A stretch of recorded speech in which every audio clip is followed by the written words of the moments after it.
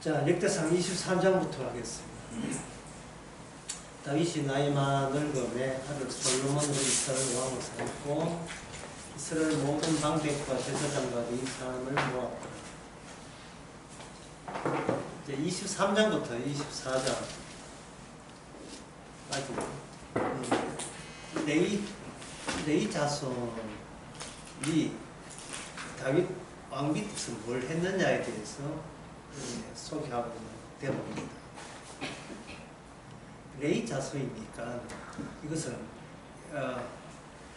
야곱의 12지파 중에 하나의 지파가 되겠죠. 12지파가 전부 다 평범하게 똑같은 레벨을 지니고 있다.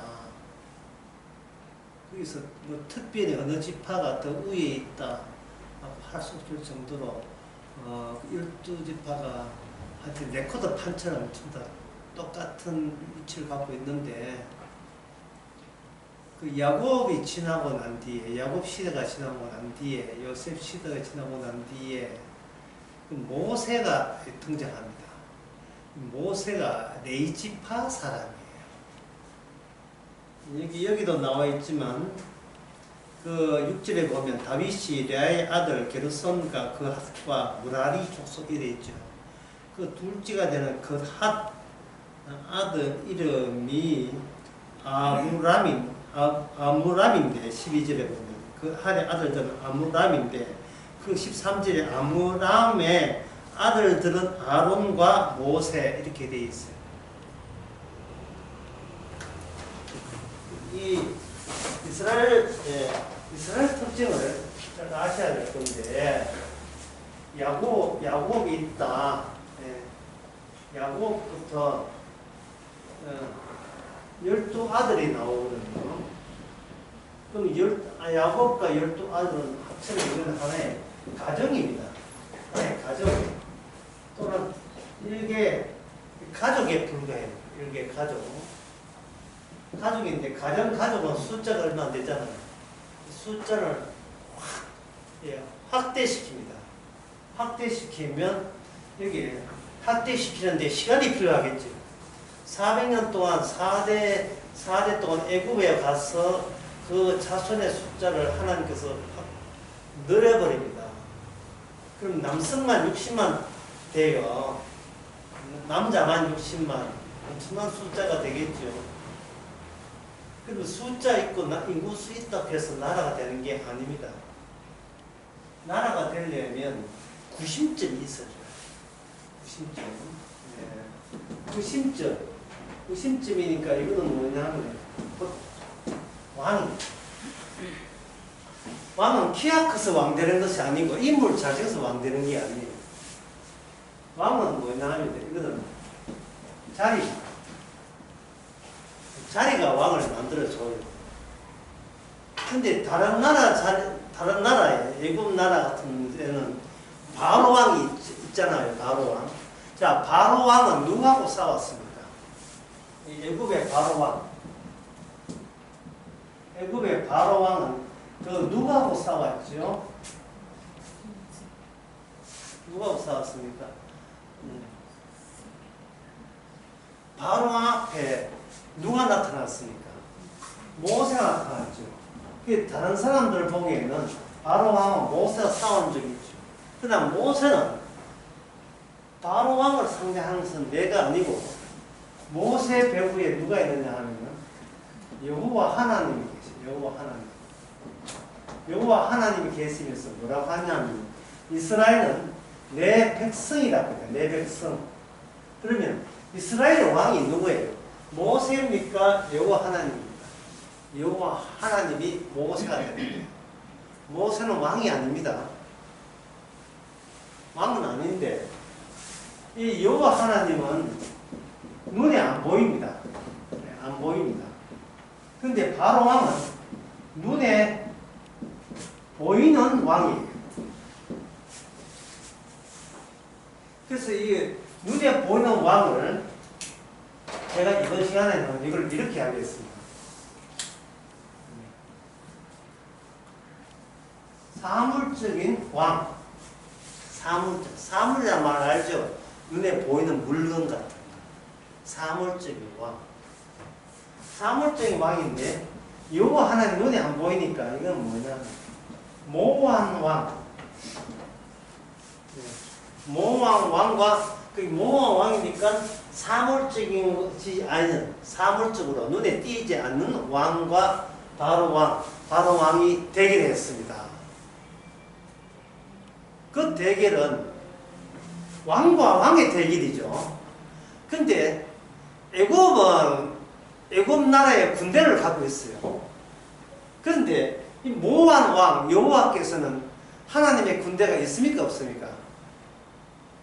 예, 하나님의 군대가 없어요. 원래 하나님의 군대는 뭐냐 하면 여호와의 하나님의 군대는 천사들입니다. 야곱에게 나타났죠. 마하나임. 천사들이 야곱의 사다리 꿈속에 사다리 오락내락 했지요. 수많은 천사들이 있었어요. 그걸 가지고 마하나임의 뜻은 하나님의 군대가 있어요. 하나님의 군대. 그 하나님의 군대는 천사들인데 하나님의 언약적 계획에 의하면 하나님 천사로 구성된 하나님의 군대를 이제는 뭐로 바꾸느냐 하면 사람으로 바꾸겠다는 겁니다.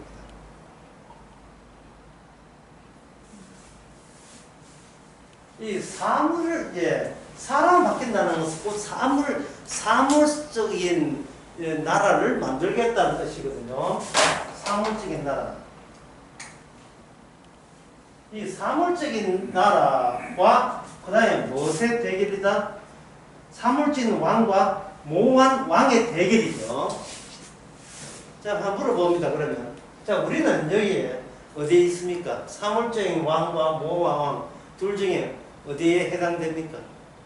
성도라면 사물적인 왕에게 속했습니까? 아니면 모호한 왕에 속했습니까? 모호한 왕에 속했죠. 그럼 우리는 뭐가 되냐면 우리는 육체를 갖고 있으니까 육체는 그 뭐냐면 사물성이죠. 만지면 코, 눈, 입 만지잖아요. 그러면 이 모호한 여호와의 하나님의 백성은 어떠한 다른 나라와 어떤 다른 차이가 나느냐 하면은 육신의 이 사물성이 우리도 이제 육신이 있으니까 사물성이 있지. 육신의 사물성이 뭐로 바뀌었냐 하면 허물로 바뀌어야 돼요. 허물. 육신 허물하는 육신으로서는 육신이 왜 있는지를 최종적인 것을 끄집어낼 수 없는 것. 그게 허무예요. 내가 왜 있는데? 내가 왜 살지? 추석 명절에 비가 왔습니다. 대목인데 비가 왔다. 그러면 그 장사한 사람이 뭐냐? 추석 때문인데 비가 왜 오느냐? 이렇게 했죠. 이 말을 굉장히 중요합니다. 추석 대목인데 비가 왜 오지? 안 왔으면 좋겠다는 뜻이잖아요.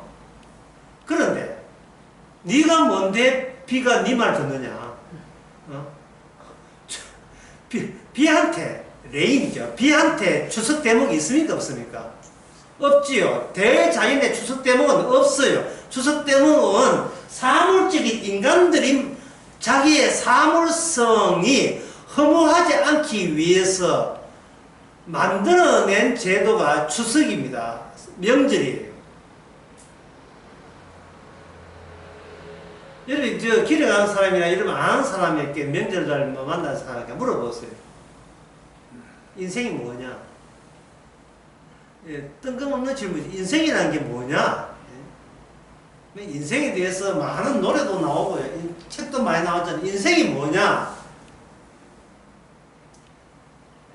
인생은 사물인데, 인간은 사물인데, 내가 왜 여기 있는지 전혀 모르는 사물이죠.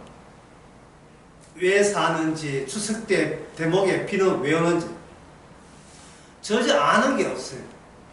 아는 게 없어도 아둥바둥 뭔가 시도하고 노력하고 애쓰지요.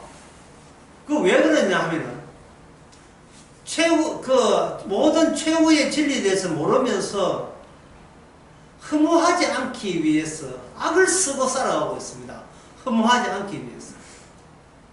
그런데 이 허무하지 않기 위해서 악을 쓰다가 결국은 허무하네 라고 그걸 자인할 수밖에 없는 게 그 요한병원에 이제 마지막 병원에 갔을 때 홀로 남아있을 때 인생 무상 허무하거나 라고 스스로 이제 탄식하면서 인정하는 것처럼 하죠.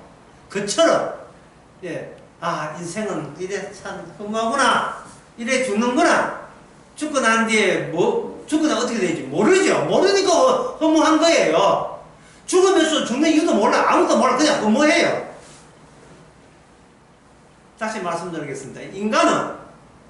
인간의 자신의 사물성에서 출발해서 인생 끝은 어떻게 되고 시작은 왜 인간 있기 전에 뭐가 있을까? 이에 대해서 아무것도 몰라요. 근데 개뿔도 모르면서 뭔가 열심히 살았어요. 아무것도 모르면서. 왜? 모른다는 것은 허무를 받아들이는 건데 그게 싫은 거예요. 모르는 것은 모르지만 허무하기는 싫다 이라는 거예요. 인생이 허무하기는 싫다는 거예요.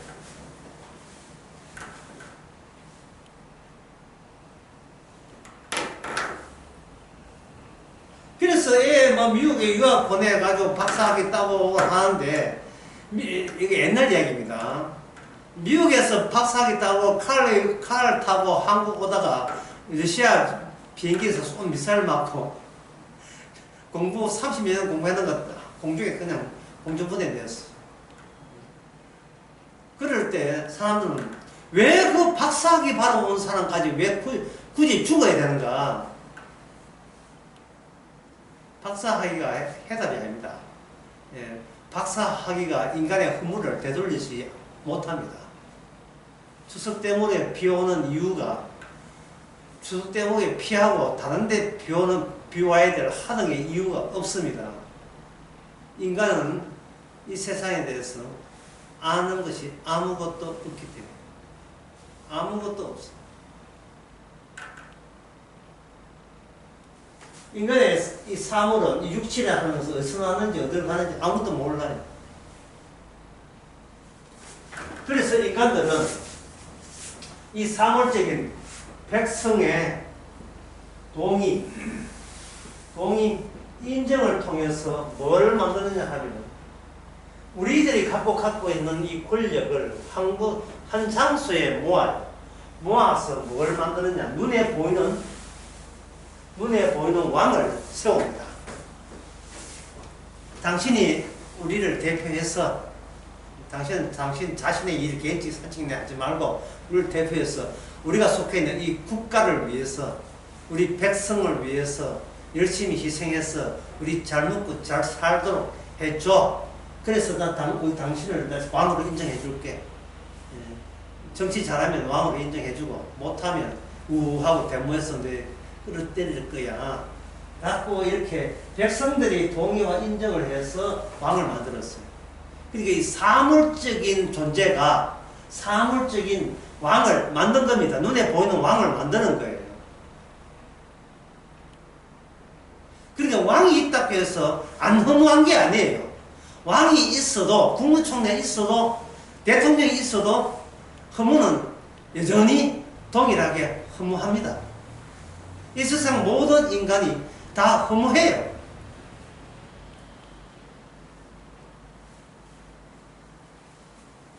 그런데 여기 이스라엘 왕은 사물적인 왕이 아니에요. 인간 보기에 모호합니다. 이게 있는 게인지 없는 게인지. 하나님께서 애굽의 바로 왕과 내세울 때 하나님이 나타난 게 아니고 누구를 앞장세웠습니까? 모세를 앞장세웠거든요. 모세는 바로 왕을 봐야 되는데 자꾸 뒤돌아봐요. 안 갈랍니다. 가라. 내 백성 건져야 돼. 저 못해요. 예. 모세는 자꾸 뒤돌아보면서 모한 왕과 백성이라니까 이스라엘 백성이니까 왕이 있을 게 아니고 왕하고 이야기를 하는 거예요. 그런데 애굽의 바로왕은 누구하고 이야기합니까? 애굽 바로왕은 누구하고 이야기하죠? 본인하고 이야기하죠. 본인의 의지하고 이야기하는 거예요. 본인하고 이야기하는 거예요. 허무함하고 이야기하고 있는 거예요.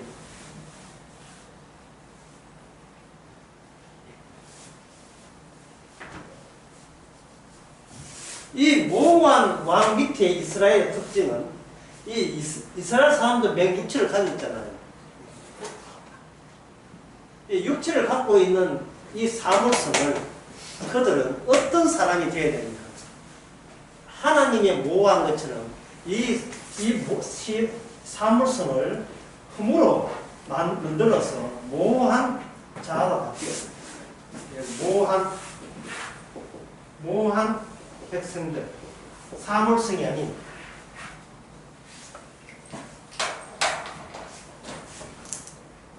유일하게 허무하지 않는 백성이 되려면 이 백성들에게 하나님 요구하는 것은 사물성에서 모함으로 바뀌어야 돼요. 아까 모세가 누구하고 이야기하다고 했어요? 애굽에 가기 전에 누구하고 이야기했습니까? 여호와 하나님하고 이야기했죠. 여호와 하나님하고 이야기할 거예요. 그 여호와 하나님 어떤 하나님? 눈에 보입니까? 아니죠. 떨기나무에서 그냥 음성으로 들리죠. 음성으로. 떨기나무 불 붙는 것을 보고 음성이 들리고 하는 거예요. 그래서 모세의 눈과 귀에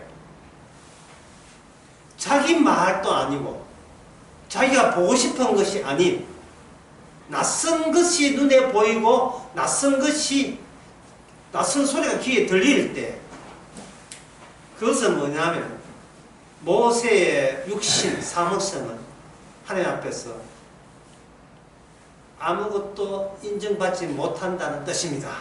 모세 고유의 것, 모세 자신의 사물성, 육신, 육체는 하나님께서 그 자체로 하나님 앞에서 받아들이지를 못합니다.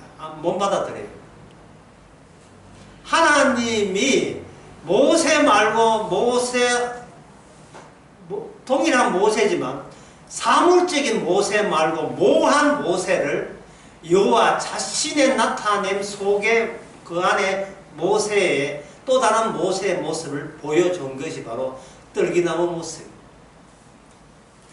그 떨기나무, 불 붙는 떨기나무, 모세가 그걸 볼 때에 어떤 느낌 나겠어요? 모세가 물었어요. 불은 붙었는데 타지를 않지, 이렇게 이야기했다고요. 불은 붙었는데 어떤 일을 하는데 이게 안 타는 거, 불은 붙으면 안 타는 거예요. 그럼 기존에 모세가 알고 있던 그 사물성, 육신하고는 어땠습니까? 전혀 다른 사물성, 다른 육신을 모세가 지금 보고 있는 거예요. 그 떨기나무에 있는 모습이 바로 하나님과 함께 있는 백성들의 전형적인 모델인 거예요. 그렇다면 모세가 그 떨기나무를 봤을 때 모세는 뭘 느끼느냐? 자신의 죽음을, 자기의 사물성은 죽어야 될 사물성인 것을 인정하게 되는 겁니다. 나는 죽을 육신을 갖고 이 땅에 태어났구나. 죽을 육신을 갖고. 이 죽을 육신이라는 사실을 사람이 살다 보면 죽는다. 그거는 죽음 말고, 그거는 죽음도 아니고, 엉터리고. 진짜 죽음은 내가 이 사물의 최후의 모습을 모세는 미리 떨기나무를 통해서 체험하고 경험하고 있습니다. 떨기나무 사물성이죠. 불 붙는다 사물성이죠. 하나님은 보인다 안 보인다? 안 보이죠. 안 보이는데 떨기나무 사물성 눈에 보이는 것에 불 붙는 눈에 보이는 것이 결합돼서 나타났어.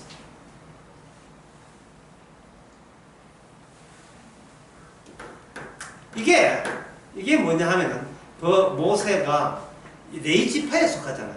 레위지파는 야곱의 12아들 중에 하나죠. 그러면 야곱은 누구 말 들었습니까? 야곱은 야곱에게 지시하고 명령한 자가 누구였어요? 야곱의 하나님이죠. 언약의 하나님이죠. 그 야곱의 하나님이 야곱의 그 꿈에 사다리를 내려주시고 천사 하나님의 군대, 하나님의 군대들이 왔잖아요. 이제는 그 천사의 군대가 뭐로 바뀌느냐 하면 바로 이스라엘이라는 육신을 가진 사물성 모습으로 군대가 바뀝니다. 근데 이스라엘을 가지고 하나님의 군대라고 이야기해요. 출애굽기 12장. 이건 뭐 안 찾아봐도 여러분 다 아시는 거니까 하나님의 군대예요. 자, 하나님의 군대는 뭐냐 하면은 눈에 비록 사물성 육체가 보이더라도 그 총지휘자, 총 그 가운데 계시는 임금님은 이 왕은 모호한 하나님입니다. 사물성 없는 하나님이 사물성 있는 이스라엘 백성을 앞장서서 이 세상의 모든 사물성, 다시 허무함이죠. 허무와 싸움을 해야 될 나라가 드디어 생깁니다. 그게 이스라엘 국가입니다. 그 모호한 하나님이 그와 동행할 때, 그때 그 왕은 육신이 없어요. 모호하니까. 그럼 뭐가 있느냐? 이 모호함, 바로 뭐 나타납니다. 눈에 보이지 않는 모호함은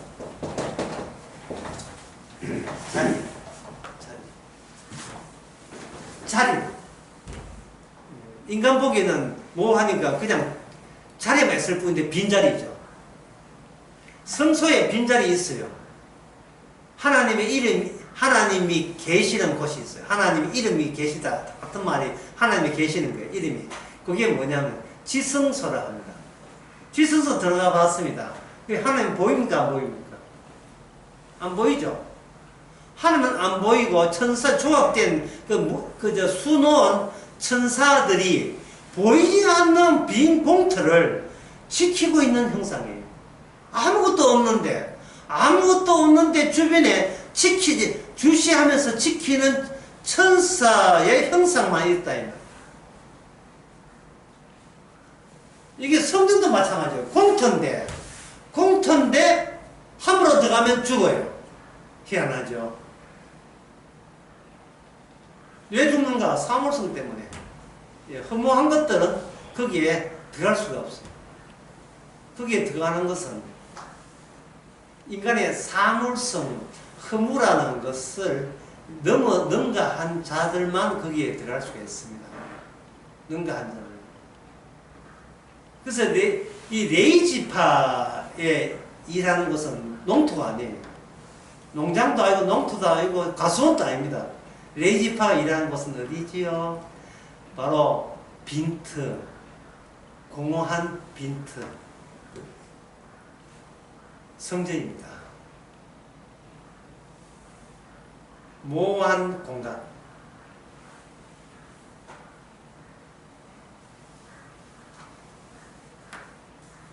이 모호한 공간이라는 것은 달리 이야기하면 이렇습니다. 사람이 세 사람이 있다면 그 사람 세 사람이 있는 세 사람은 각자 사물성이 있기 때문에, 육신이 있기 때문에 그 사람들은 따로 살아요. A, B, C가 있다면 A, B, C가 다 따로예요. A, B, C 있다면 A 따로, B 따로, C 따로 다 이게 뭐냐면 다 나누어집니다. 이걸 분절, 나누어진다가 돼요. 근데 성전은 여호와 하나님이 계시기 때문에 성전은 나누어지지 않아요. 나눌 수가 없어요. 보이지 않는 한 분이 거기에 가운데에 계시기 때문에. 그러면 거기에 그 장소에서 일하고 총사하려면 이 레위지파 사람들은, 제사장과 레위지파들은 어떻게 됩니까? 각자 자기 자리를 주장할 수 있습니까? 없습니까? 없지요. 일반 그 지파의 농사꾼들은 이게 내 농토, 이거는 내까지는 네 농토, 이거는 내 농토, 네 목장, 내 목장 나눌 수가 있어요. 분절 나눌 수가 있어요. 그런데 이 성전에서 일하는 레지파나 제사장은 내 공간이 없어요. 내 공간이 없다. 다시 아까 중요한 거 늦게 오신 분에 대해서 다시 말씀드려야겠어요. 중요하기 때문에요.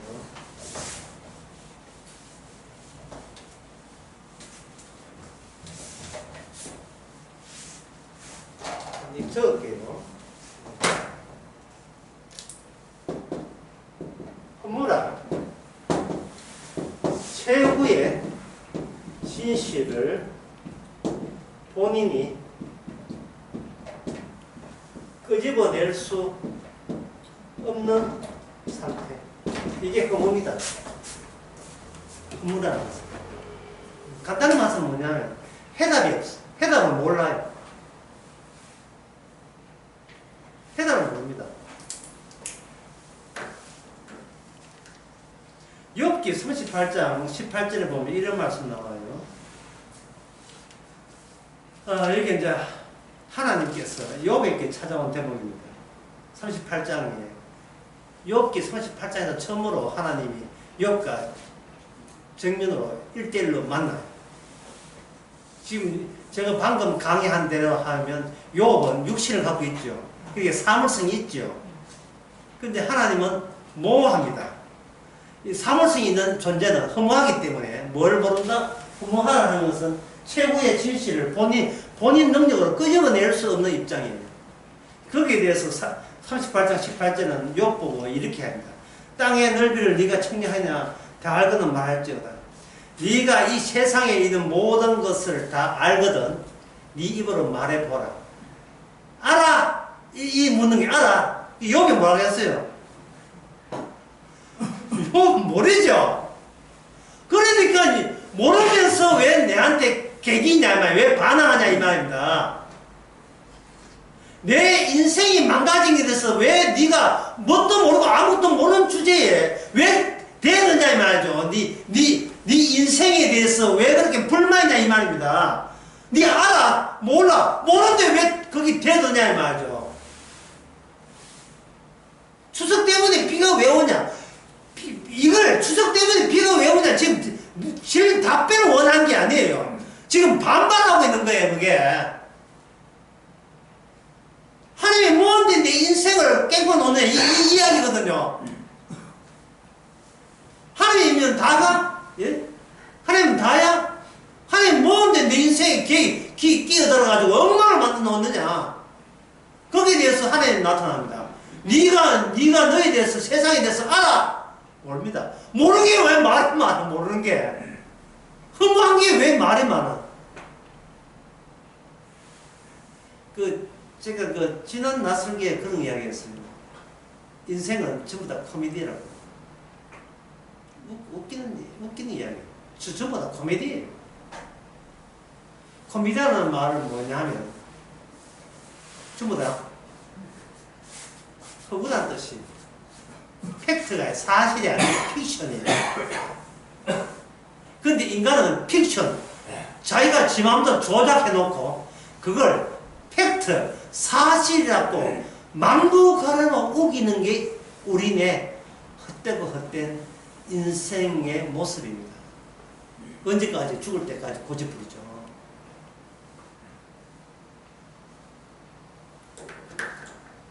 그게 인간의 뭐냐? 인간의 사물성에서 나온 게 모든 것이 육신을 갖고 있기 때문에.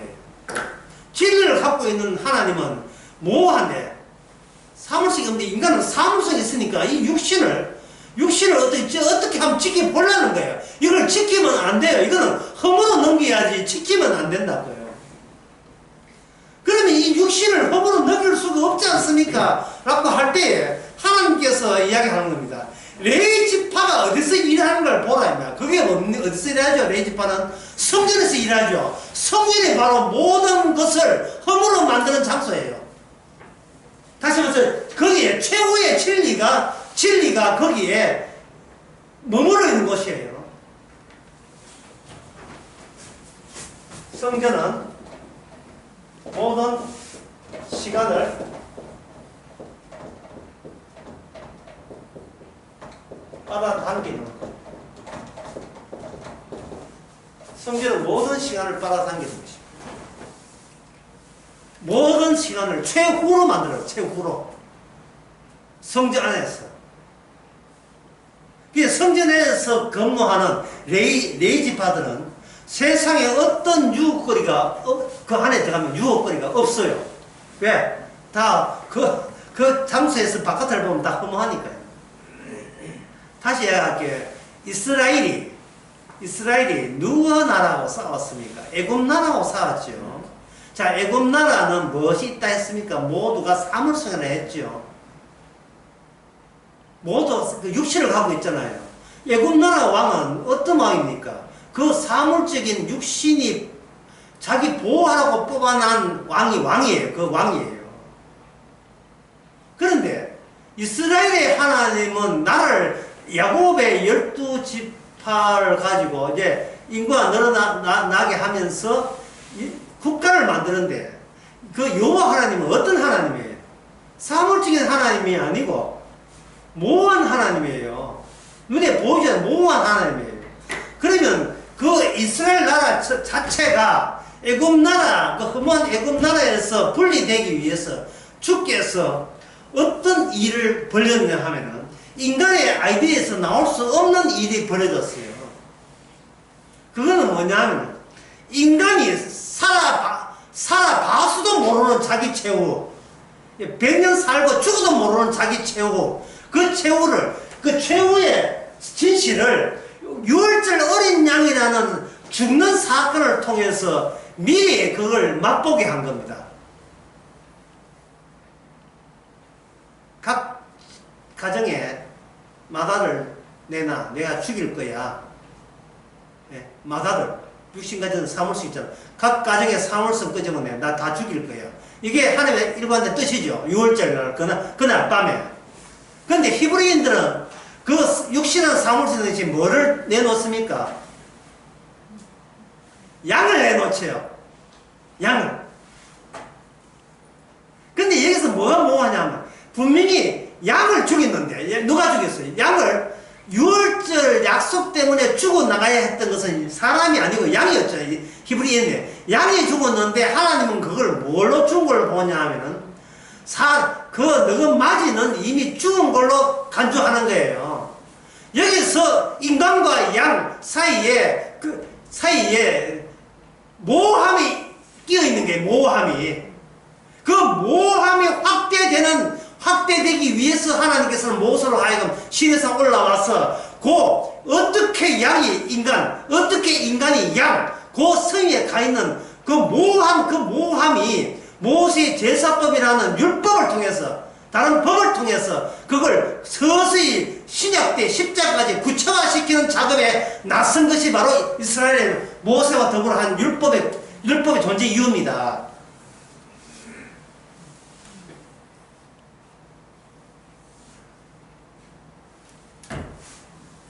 모함이라 했으니까 이걸 달리겠습니다.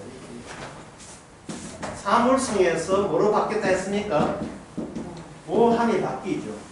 이걸 다 이제 달리 말씀드립니다. 형식에 뭐가 채이느냐? 내용이 담긴다. 예. 형식에 내용이 담긴다가 돼요. 형식에.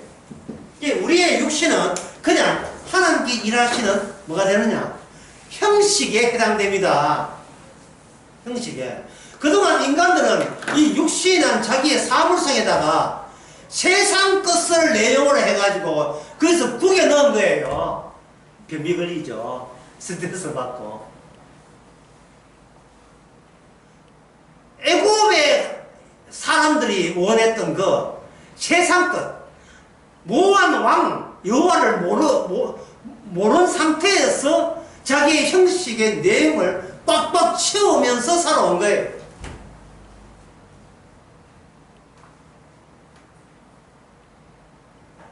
그게 허무한 형식에 허무한 내용이 결합된 겁니다. 거기에 동작한 것이 뭐냐 하면 세상의 왕이에요. 이게 나중에 다니엘서 후반기 들어가면 이게 뭐냐 하면 짐승입니다. 예, 옛 뱀이고 마귀예요. 마귀가 그 배후에서 인간으로 하여금 지도자라는 것을 위대한 영도자, 지도자, 인민의 지도자 이런 것, 민족의 태양의 아들 뭐 이런 것을 계속해서 형식이나 내용을 채운 거예요.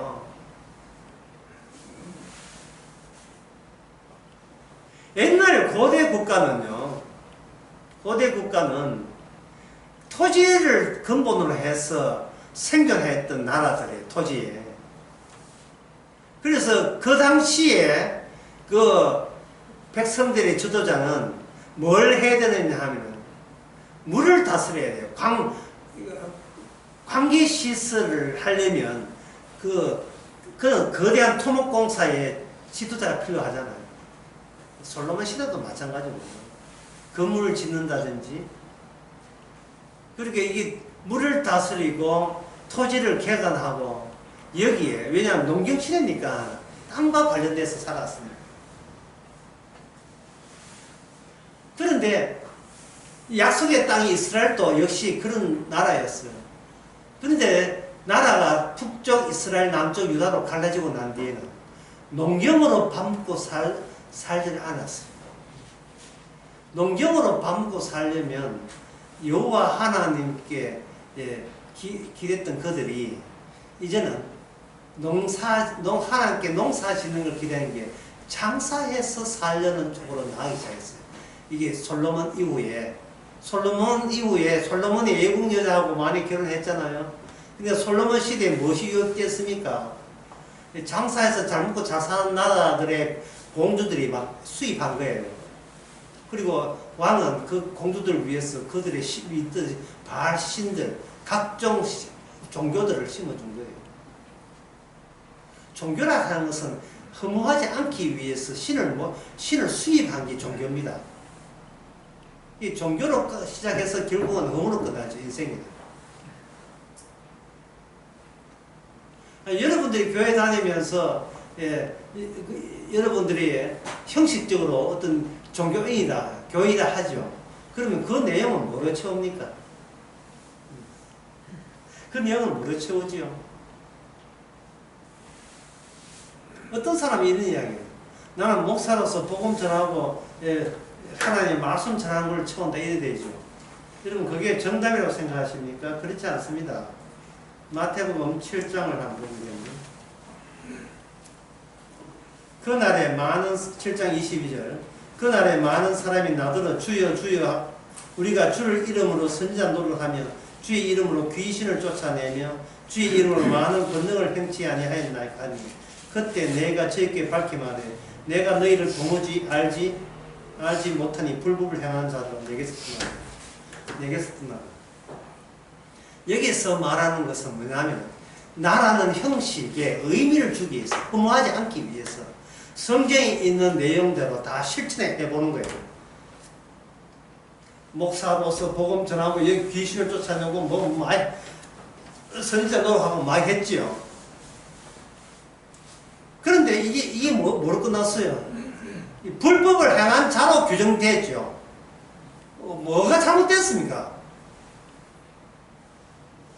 내 형식을 내 형식이 다시 말해서 내 사물성이 다시 말해서 내 허무함이 내가 허무하지 않기 위해서 성경에 있는 모든 내용을 내가 끌어당겨서 내 안에 이것을 채운 거예요. 근데 그게 뭐였다고요? 두자로 해서 그게 뭐였다? 합법이 아니고 뭡니까? 그게 불법이라는 거예요. 네가 왜 너희 인생에 대해서 네 것으로 채우냐 이 말입니다. 이 제일 중요한 게 뭐냐면은 제일 중요한 거예요. 이게 뭐냐면은 우리의 육신을 뭐로 끝나야 되는데 허무로 끝나야 됐잖아요. 그러면 여기 우리의 모든 시간을 누가 뺏어간다 했어요? 성전에 계신 분이 뺏어가죠. 뺏어가면서 뭘 뺏어가냐? 이 믿음이라는 걸 뺏어가야 되는 거예요. 믿는 자가 구원받지 못하는 거예요.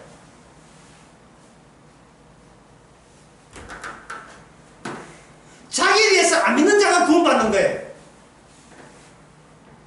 인간은 종교인입니다. 그 인간은 뭘 믿어요? 자기 자신을 믿잖아요. 인간은 뭘 사랑합니까? 인간은 누굴 사랑하죠? 자기를 사랑하죠. 고린도전서 16장 22절 혹시 아는 분이 있다 한 말씀 한번 해주세요. 고린도전서 16장 22절. 예. 미망하지 않게 내가 후딱 빨리 정답 돼. 예. 누구든지 주를 사랑하지 않는 자는 저주를 받는다. 그걸 달리 하면 누구든지 자기를 사랑하는 자는 저주를 받는다. 누구든지 자기를 사랑한다. 목사랍시고 온갖 것 집어넣고 선지자 노릇하고 복음 전하고 뭐 구원될 줄 알아요? 누굴 속이려고요? 그래서 목사들이 복음을 전한다 설교한다 해서 이렇게 할 때 자기를 미워하지 않고 자기를 저주하지 않는 자기 믿음을 버리지 않게 되게 되면 어떤 사람들이 그 목사를 찾아오냐 하면은 자기 관리하기 위해서 자기 구원받기 위해서 뭘 더 챙기고 뭘 얻으면 됩니까? 하는 사람들은 다 모일 거예요. 그 사람한테 그 목사한테 그게 바로 이단과 이단의 만남 허무와 허무의 만남 이게 뭐냐 줄을 나자면 이게 허무 개그예요. 코미디. 저도 코미디예요. 코미디. 목사님 저 구원받으려면 어떻게 하면 돼요? 목사님은 나처럼 이렇게 기도하고 이렇게 하면 됩니다. 둘 다 지금 뭐하는 잡담들이에요.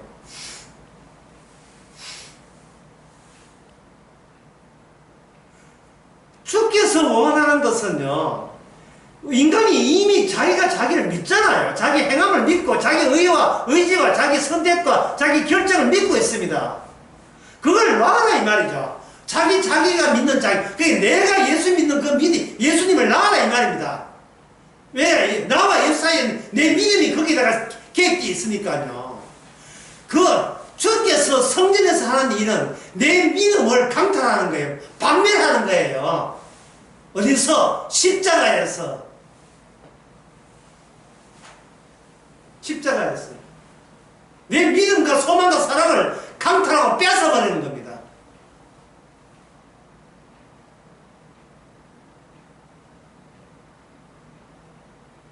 천국은 침노한 자가 빼앗는다 그래 이거예요. 천국은 그냥 믿으면 대화하는 게 아니에요. 그 빼앗김이 있어야 돼요. 빼앗김. 나를 위한 천국은 주님이 위해서 빼앗겨야 되고 그 빼앗김을 당할 때 비로소 우리는 천국을 얻게 되는 겁니다.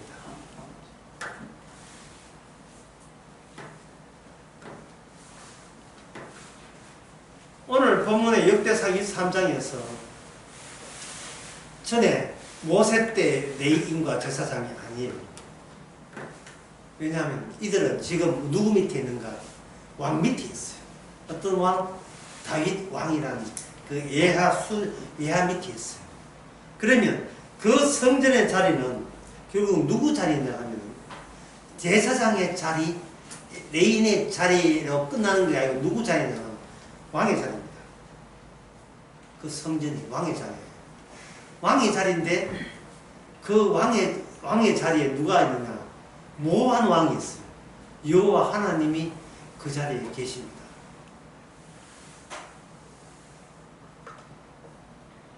그러면 여러분들이 다윗이 이거 한번 생각해요. 다윗이 이방 나라 막 쳐부시고 포로 잡고 승리했지요. 그러면 다윗이 승리한 것은 자기 백성에 대해서 어떻게 됩니까? 자기 백성한테는 그냥 봐주기 한 거예요. 자기 백성한테도 이긴 겁니까? 어떻게 됩니까? 자기 백성한테도 이긴 거예요. 다윗이 그 사울 골리앗을 이길 때도 마찬가지지만 눈에 보이는 그 소년 다윗이지만 그 골리앗이 사물성으로 굉장히 웅대해요. 일본말로 스고이. 예, 스고이. 대단하다 이게. 스고이. 뭔가 뭐 엄청나다 할 때는 스고이라는 말을 하잖아요. 골리앗이 대단해요, 사물적으로. 그래서 다윗은 그것에 기죽었습니까? 스고이한 그 육체를 보고, 와, 허무치고 대단한 허무다 이래 느낀 거예요. 허무치고. 다윗이 왜 그런 이야기를 하셨느냐 하면요, 그 골리앗이 뭘 받느냐 하면 골리앗에는 할례를 행하지 않았던 거예요. 할례를. 할례는 뭡니까? 모세가 신에 서서 받았던 할례고, 또 이미 아브라함에게 하나님이 주신 그 율법이 뭐냐? 할례잖아요. 하나님의 언약이죠. 그 다음에 제가 질문을 처했죠. 자, 하나님의 율법이 우리 사물성과 만나면 우리가 어떻게 됩니까? 사물성 플러스 하나님의 율법을 만나면 여기서 뭐가 나와요? 허무가 나오죠. 허무가 나오죠. 예. 허무하잖아요. 이 허무함이 율법과 만나면 이게 어떤 허무? 최후의 형편에 속한 허무가 나오는 겁니다. 이걸 율법이 뭘 하느냐? 이걸 선사하는 거예요. 다시 말해서 이걸 가지고 뭐라 하면 죽었다. 니 죽었어. 율법 앞에서 니 죽었어. 그러면 율법 앞에 산 사람이 있습니까? 없습니까? 율법 앞에서 살아있는 사물성은 아무도 없어요. 그래서 모세가 시내산 올라갔을 때 모세는 기존의 사물성하고 다른 사물성을 보여줬습니다. 40일 동안 물도 안 마시고 40일 동안 양식도 먹지 않고 얼굴 좋아 헌하게 해처럼 펴서 내려왔어요. 인간이 생각하는 이 땅에 상하는 그러한 허무한 사물성이 아닙니다. 그거 왜 그래요? 최후를, 제가 했죠. 허무라 하는 뭡니까? 최후를 못 끄집어내죠. 이 말은 율법 안에 뭐가 되어있다? 인간의 최후의 사정이 들어있다. 최후의 사정. 아까 최후의 사정은 제가 고린도서 16장 22절 이야기했습니다. 주를 사랑하지 않은 자는 저주를 받을지어다. 이 주를 사랑한 저주를 받을지어다가 모든 율법의 완성, 십자가 안에서 나온 법이라면, 그러면 오늘 본문에 나오는 이 제사장과 레위인들의 활동은 무엇을 하느냐? 그 최후의 상황 속으로 바로 모든 백성들을 그 최후의 상황 속으로 끌어당기는 일들을 누가 하는가?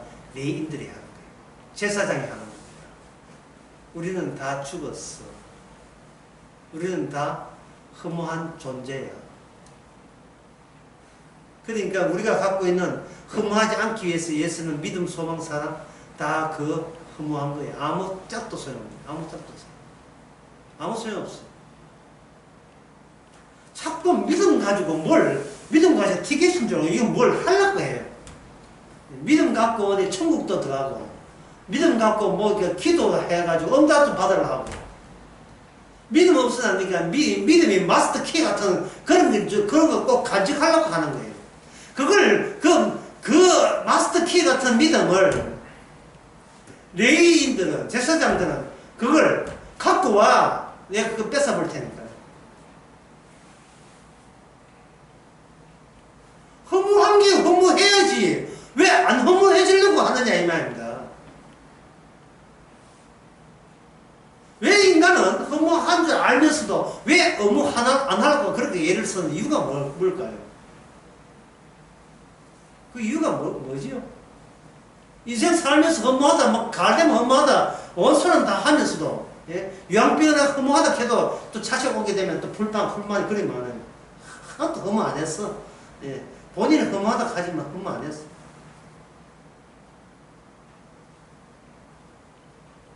왜 인간은 허무하다고 말은 하면서도 계속 그렇게 버티는 이유가, 도대체 그 이유가 어디 있습니까? 뭐 때문에 그런 거예요?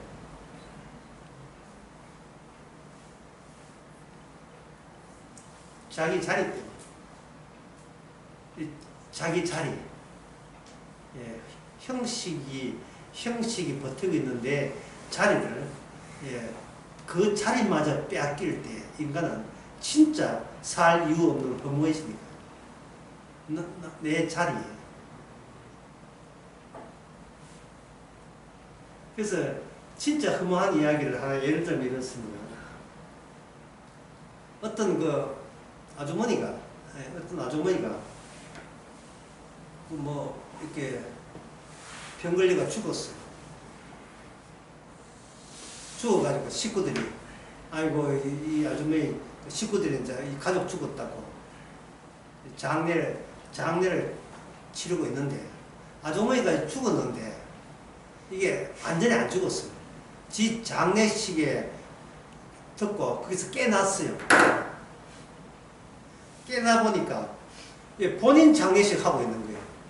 그러니까 의식이 돌아왔으니까 기겁을 했죠. 기겁을 해가지고 이 장례식 꼴 보고 싶다고 거리에 막 허겁지겁 뛰어나가는데 혼돈에 거리 뛰어나가 트럭에 맞춰 죽었어요. 그래서 식구들은 그 장례식에 을 계속 치를 수 있답니다. 매 장례식 치러졌지. 약간 미라진 뿐이에요. 인간이 십자가 앞에서 내가 죽었다는 사실을 알고 이게 싫은 거예요. 싫어서 까불다가 늙어 죽었을 때 처음부터 죽은 장례식을 처음부터 다시 치르는 겁니다.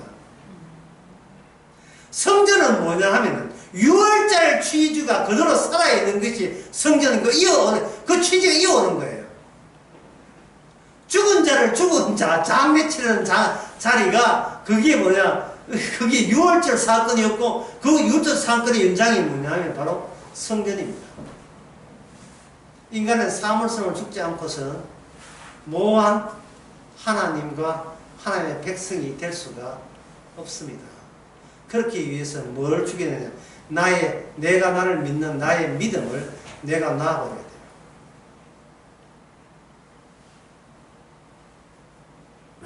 자기 믿음을 없애는 곳에 가야 돼요. 없애는 그 경우를 그 사건을 당해야 돼요. 나 같은 것은 믿음조차도 가질 필요 없다는 것. 그게 바로 성전 안에 거하는 세상의 어떤 유혹도, 거기 물들지 않는 고정된 자리, 하나님의 자리, 그게 바로 성전입니다. 싶으십시오.